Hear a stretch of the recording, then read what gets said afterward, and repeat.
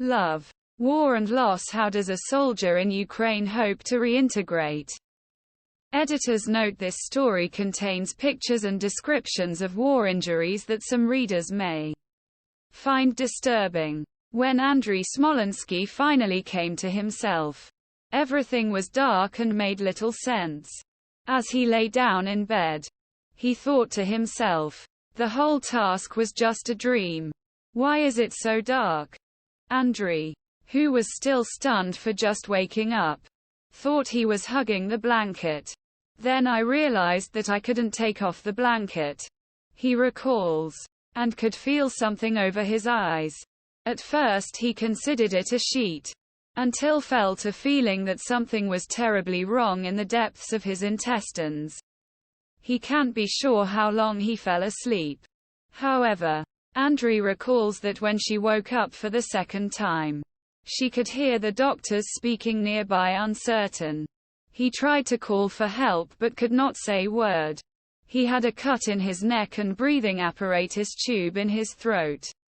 When he couldn't speak, he tried to raise his questions in the air by shaking the log instead of his hand. What happened to me? What happened to my hands? Do I have hands? Andriy's mind was working quickly while trying to calculate the loss of life he once knew. While lying in bed, unbelievably, he felt that there was an asset with him in the room. And then a light touch on his leg. Alina thought to herself. Andriy's wife Alina Smolenska had traveled 7 hours by car to be with her husband. And he spent his last 2 days with him, hoping and praying until he finally got out of a coma. When Andriy woke up, Alina rapped a wave of relief. It was a few days since 2 Ukrainian soldiers arrived at the couple's home in Kiev to give the news. One of the soldiers said to him, "They have no arms," and he remembers saying that we don't know what will happen in the future right now. For Alina and Andriy, the war of Russian President Vladimir Putin lost a lot. It is a miracle that Andriy survived the explosion that took his arms and eyes. Unfortunately, there is little that can be done to reunite it in Ukraine, as the war is not known when it will end. Prosthetic renewal operation and a second chance in life. This September will celebrate the 4th wedding anniversary of Andriy and Alina.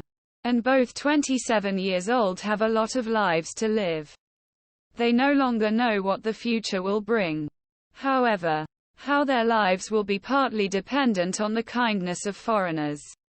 And tragically, Andriy's situation is no longer unusual in Ukraine.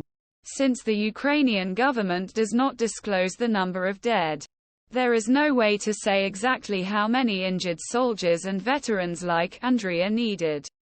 However, according to James van der Sea, director of the Medical Center Orthotic and Prosthesis Upper Limb Prostheses in Silver Spring, MD, an estimated 7,000 to 10,000 injured Ukrainian soldiers need proteses.